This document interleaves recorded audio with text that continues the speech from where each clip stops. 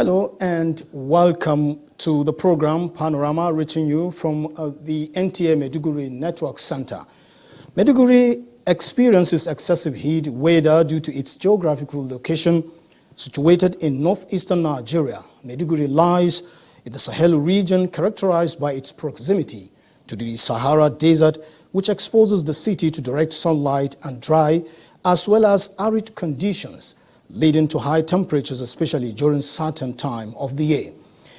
It is in view of this that this edition of the program shall focus on the health impact of the scorching sun and heat amidst the Ramadan fast.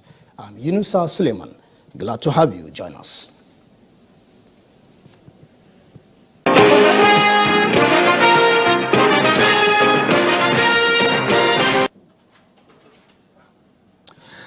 Vice President Kashim Shettima has acknowledged the commitment to professionalism and excellence of the Alumni Association of the National Institute. The Vice President acknowledged the association when he received the members at the State House led by the National President, Ambassador Emmanuel Obi Okafor. He assured prompt action on the issues discussed, underscoring Nigeria's significance on the African continent and the importance of collective efforts for national progress. The Vice President also lauded President Bola Ahmed Tinubu's leadership and pledged to enhance the standard of NINIP school while addressing resources challenges. National President of the Association, Ambassador Emmanuel Obi Okafor, commended the Vice President's transformational leadership style and outlined AANI's role as an advocacy platform for policy recommendations and national unity. He also said that the ongoing collaboration with the Ministry of Defense to enhance security awareness across the country's geopolitical zones is yielding results. The President appealed for the Vice President's support in maintaining the institution's excellence through increased resources and proposed the establishment of a liaison desk as the Vice President's office to facilitate communication. The Sultan of Sokoto and President General Spring Council for Islamic Affairs, Muhammad Saad Abubakar, has commended President Bola Ahmed Tinubu for ordering the opening of the Nigeria-Niger Republic borders that were closed down as part of economic sanctions imposed on the country by the regional bloc ECOWAS. This is while receiving at his palace the Area Controller, Nigerian Customs Service, Sokoto Zamfara Area Command, Kamal Mohammed. Bashir Ibrahim Nababa tells us more. The opening of Nigeria's land and air borders with Niger Republic and the lifting of other sanctions against the country by President Bola Ahmed Tinubu is seen by many well-meaning Nigerians as a welcome development. Sultan of Sokoto, Muhammad Saad Abubakar, is among notable Nigerians that threw weight behind the decision. The Sultan called on Nigeria Customs Service to ensure a return of normalcy at the nation's borders for commercial activities to thrive. The newly deployed Area Controller, Nigeria Customs Service, Sokoto Zamfara Area Command, Kamal Mohammed, stated that he was at the palace to pay homage and solicit advice of the royal father. Also at the Sultan's palace was newly deployed Controller Correctional Services, Sokoto State Command Salihu Abdullahi, who seeks for the Sultan's usual support to enable the service discharge its mandate. We've been here, and for the past, he said he has been on seat for over 80 years, and he has not had anything negative from the correctional service, and I pray I will build on it. Sultan urged him to do more towards the congestion of the correctional facility, reviewing the records to know those who could be freed in accordance with provisions of the law. In Sokoto, Bashir Ibrahim Nababa, NTA News.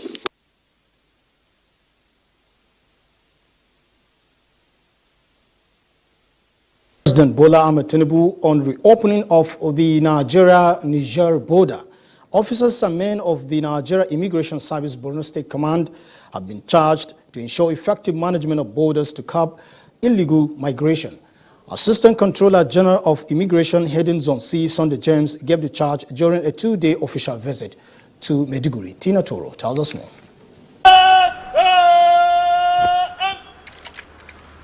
The visit by the ACG Zone C, Sunday James, to the State Command was to inspect facilities under his jurisdiction, as well as boost the morale of officers. On arrival, the Assistant Controller General inspected a parade by men and officers of the Nigerian Immigration Service in his honor. Addressing the officers, the ACG commended the State Controller, Abba Salihu, and his team for the successes recorded in the area of border patrol and charged them to ensure effective border management and control, especially now that the Nigerian border has been reopened to curb illegal migration. Sunday James was also at the office of the State Deputy Governor, Umar Usman Kadafur, where he commended the efforts of the Zulum-led administration in tackling insecurity and sought for collaboration in effective and efficient manning of borders, considering the fact that the state borders 3 countries of Niger, Cameroon, and Chad. The border of Nigeria and Niger has been opened. Relative peace has turned back here. We must appreciate what the governor is doing, Professor Babagana Zulum. Borno State Deputy Governor Umar Usman Gadafur, who describes Nigerian Immigration Service as a partner in progress, urged them to always be on the alert to curb activities of terrorists around the border area. Our borders are so porous, so with these new management techniques, I think a lot of improvement will be required. In Maiduguri, Tina Turu, NTA News. Troops of the Nigerian army have eliminated some terrorists in raid operations conducted in Kaduna and Katsina states. In a statement by the Director, Army Public Relations, Major General Onyema Nwachukwu says the troops also foiled a kidnapped attempt in a primary school in Plateau State. Similarly, troops acting on intelligence successfully raided a terrorist hideout at Dus and Kura in Bazari local government area of Katsina State and eliminated some terrorists after exchange of fire. During the operations, military woodland camouflage uniforms, ballistic helmets, and several weapons were recovered. Panorama returns in a moment. Stay with us. The counsel of our fathers. I will urge and advise our younger generation to use talent and brain to sort out problems, not arms. Nigerian youths, let's build our nation. My advice to these young people is please do not take us back to those harrowing days. You probably do not know what it is. I believe we have fought one civil war too many in this country. So those who experience it will run away from it. Nigerian youths, let's build our nation together.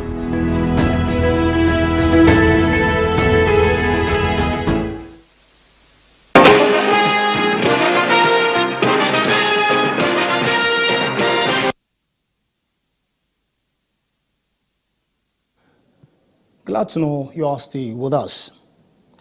Residents of Maiduguri are grappling with the dual challenges of fasting and enduring extreme heat with temperature exceeding 40 degrees Celsius. Pauline Gujavana takes a look at the health impacts of exposure to high temperature. The ongoing heat wave in Maiduguri has compelled residents, particularly those observing the Ramadan fast, to endure the oppressive conditions, seeking relief under the shade of trees. Due to the Ramadan fast and the scorching sun, passengers have deserted the streets, so we decided to take our rest too under the tree. We waited this place to be cool, and now we are enjoying the environment, away from sun and the hot weather. Health facilities are witnessing a surge in heat-related illnesses, hence warning by doctors against dehydration, heat exhaustion, and heat stroke, which are common risks during this period. This dehydration can lead to diseases like acute kidney injuries, sometimes can even complicated and become chronic kidney diseases. There is also common diseases that is also associated with the weather. So it can also bring about urethritis, cystitis, pyelonephritis. These are all diseases that are associated with dehydration. We should stop malingering or roaming about. It has to be very necessary for you to move out. Let them stay hydrated overnight. For those that are fasting throughout, let them keep on taking little amount of it. Not a gallon at a time. For those that feel like urinating during the night, let them keep on urinating as frequently as possible, because the more they keep their urine in their body, the more harmful it becomes. Nobody is saying that you should go and outside and expose yourself to heat and then expecting a reward from Allah. It's not like that. To break our fast, it's always advisable to take a moderate water. It is not too cold, it is not too hot.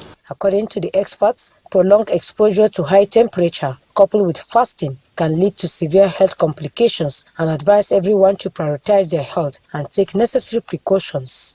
As the fasting month continues and temperature remains relentless, staying hydrated, cool and safe become a critical concern for a healthy living.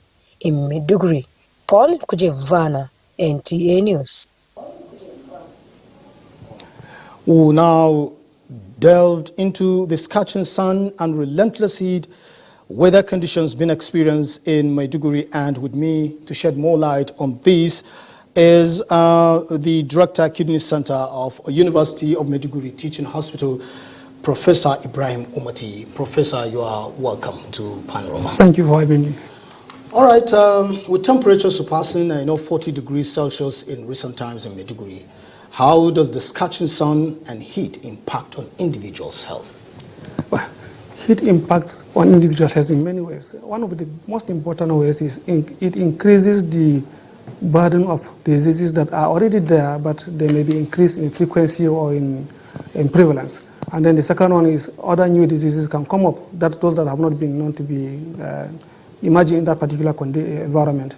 As in Maiduguri in particular, those conditions that may be worsened during heat seasons are things like prevalence of chronic kidney diseases, those that come with renal problems or kidney problems, those that come with some conditions like increased prevalence of malaria, heat stroke, heat problems like excessive sweating. All these things are problems. But some conditions like meningitis, cerebrospinal meningitis, like cholera outbreaks, can also occur during heat seasons. And then likewise, bites by reptiles, because reptiles are actually, like snakes, are actually the distinct animals that hide during cold season, but during heat season they come out of their hiding places and impact some hazardous conditions on health of individuals. So these are commonly things that are affecting health during heat seasons. All right, can you discuss the potential risks of dehydration and heat-induced exertion for individuals fasting in a hot climate like Maiduguri? Dehydration actually have high risks, more especially in the very young and the elderly. And dehydration means the person does not have enough fluids in his body to maintain his normal activities. And that has to do with either improper intake of water or excessive temperature. As it is in Maiduguri, the temperature also actually during heat season like April to May, March, April, May, it can be as high as 40 degrees up to 42 degrees, the ambient temperature. So this particular thing can cause severe dehydration, can worsen kidney problems, more especially during fasting, that people are fasting, do not take enough water. So more prevalence of kidney diseases occurs during these periods, more occurrences of heat stroke, and people don't take enough fluids, so they excessively sweat, and then it exposes them to heat strokes, it exposes them to, more especially children, like heat rashes and other things. So these are conditions that occur during heat season in persons that are fasting, more especially during fasting period. The whole day the person does not take enough water, and he is subjected to fasting, and he sweats a lot because of the ambient temperature. So the fasting becomes more intense, and the prevalence of kidney diseases increases in these individuals. Okay, what advice do you have for individuals in Maiduguri fasting to maintain their kidney health and manage any exacerbation of kidney-related conditions due to the extreme, weather? Yeah, what the individual should do is they should ensure that they take enough adequate fluids during the time that they break their fast, up to down when they, start the fasting period. At these periods, they should take enough fluids, and during the period that they are fasting, during the day, they should localize themselves to areas where there is no much heat. If the person can afford air conditioning system, should actually be at the air conditioning places. And those that they are working in sunny environments, they should limit that kind of activities at that period of time. Maybe they If they can change occupation, yeah, changing occupation is better. But if they cannot change occupation because it's their means of livelihood, they should limit exposure to sun, more especially from 11 a.m. to 4 p.m. These are the periods that are intensely heat and tends to dehydrate persons very well. Most importantly, in developed countries, there are what we call cooling centers. And these cooling centers help a lot in cooling the environments. And I noticed in our environment here, some people do wet the environment where they stay. They pour a lot of water in these environments, and they stay calm during this fasting period. This also helps a lot. So by and large, people should take enough water during fasting, during the period that they break their fast to down, and then when they are fasting, they limit themselves to cooling areas. And government agencies, religious leaders, and community groups will also enlighten public on the hazards of the sunny environments. Okay, are there any specific dietary or hydration recommendations for individuals staying or observing fast, especially medical? Well, dietary, we cannot say there is, but for rehydration, yes. Hydration should be as much fluids as possible, that the person's urine output should be as colorless as the water that he takes. That is the recommended fluid intake. As you are taking fluids, you are taking enough water, that urine output, that urine that the person produces should be much in quantity and should be as colorless as the water that the person is taking. That means the person has had enough hydration. Anything short of that, it means the person is not well hydrated. So this is the greatest advice for rehydration. Okay, Prof, what are the general precautions to stay hydrated and safe during the fasting period amidst the heat wave? The general precautions is, during this fasting period, as I mentioned earlier, persons should limit their activity should be after 4 o'clock, that is after 4 p.m., or anything between 6 a.m. to 11 p.m. If they should be active, not actually beyond 12 noon.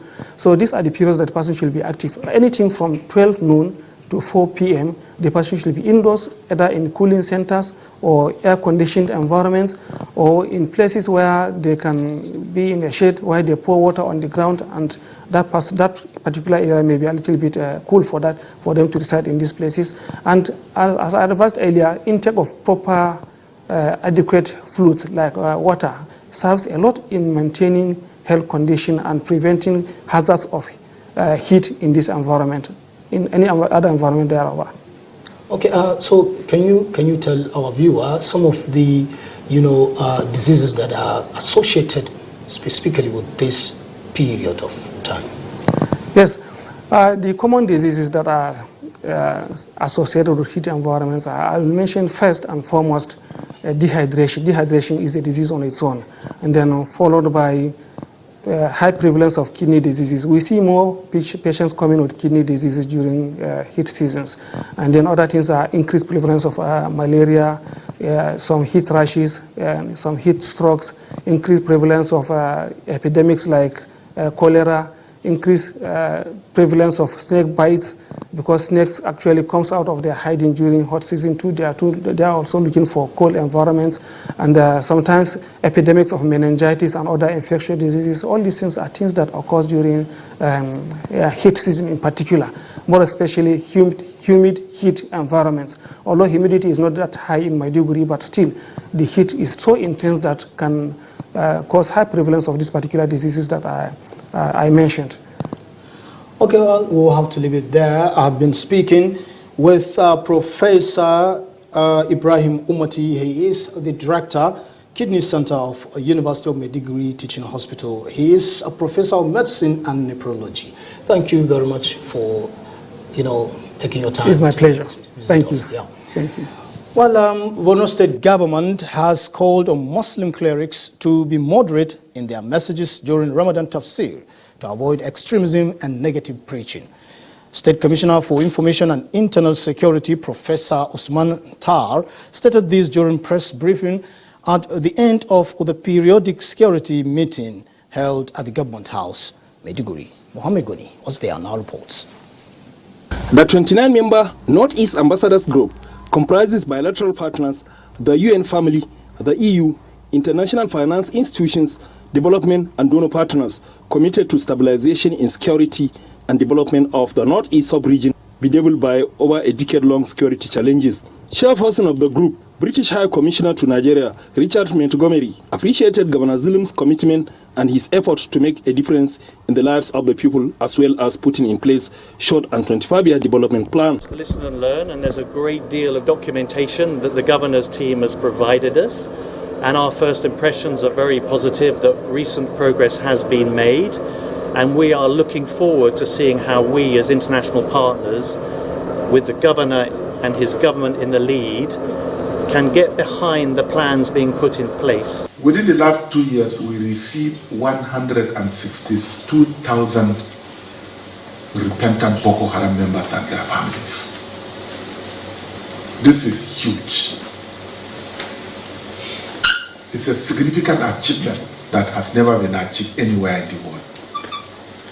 Why? Because we build trust between the government and the population. Professor Zulum, who dwelt on the ongoing voluntary resettlement of displaced citizens to pave the way for official closure of IDP's camp, also appealed to the donors and development partners to support provision of 84,000 houses for resettlement, urging them also to scale off intervention through the Regional Stabilization Fund as well as durable solution pathways. Mohamed Goni, NTA News. Commissioner of Education, Science, Technology and Innovation, Lawal Abba Walkibe, has embarked on a detailed inspection tour to schools and ICT centers across Magumeri, Gubio and Mobile local government areas, marking the beginning of their comprehensive review. Pauline Kujevana reports. Commissioner of Education, Science, Technology and Innovation, Lawal Abba Walkibe, is demonstrating a commitment to enhancing educational infrastructure and learning ability of pupils and students in Borno State. This informed his visit to Magumeri alongside the Executive Secretary of Borno State ICT Development Agency, Kabiru Wanuri, to inspect the ICT center set to be commissioned soon and other schools in the area. The delegation proceeded to Gubio and was received by the council's chairman, Mali Bulama Mali, who led them to assess the progress of the Islamic College, a new ICT center and teachers' quarters in the town. The tour's next step was Mobile, under the guidance of its newly appointed Education Secretary, Dr. Ibrahim Karito, where the team was received by the council's chairman, Mohammed Aji, who introduced the commissioner to the site designated for the Government Day Secondary School, Damasak. The inspection was also carried out at the ICT Center, Teachers' Quarters, and Islamic College under construction, among other schools visited within Damasak town. We will soon solve your accommodation problem. We'll give you the teachers' quarters. Okay. And we want to build a new school inside so that you will leave this site for primary school. This series of visits by Commissioner of Education to learning centers highlight the ongoing effort by Governor Babagana Umar Zulum to fortify the education sector, ensuring that infrastructure and resources meet the growing needs of the populations. In Maiduguri, Pauline Kujevana, NTA News.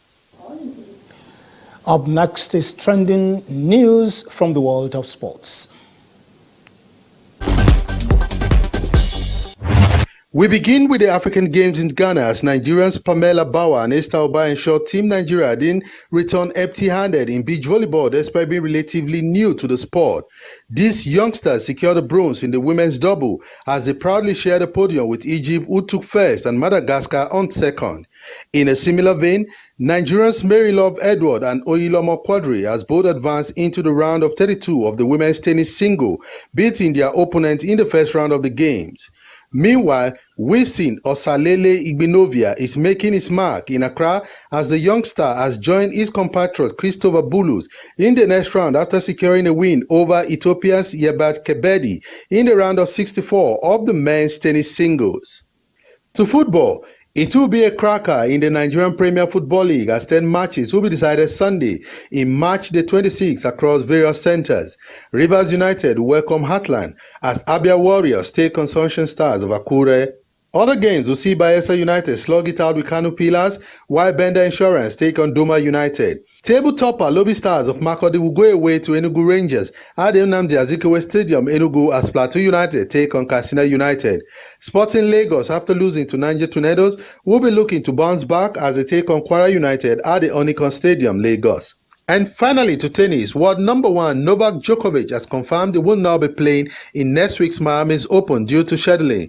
The 24-time Grand Slam champion returned to play the early season of the U.S. hardcourt swing at the Indian Wells in California, only to suffer a shock third-round exit to lonely ranked Italian Luca Nardi.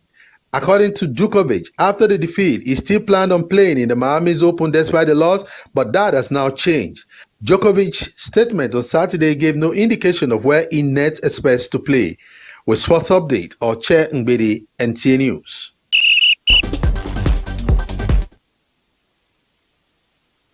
That concludes Panorama from the studios of NTA Meduguri Network Center. I'm Yunusa Suleiman. Do have a nice day.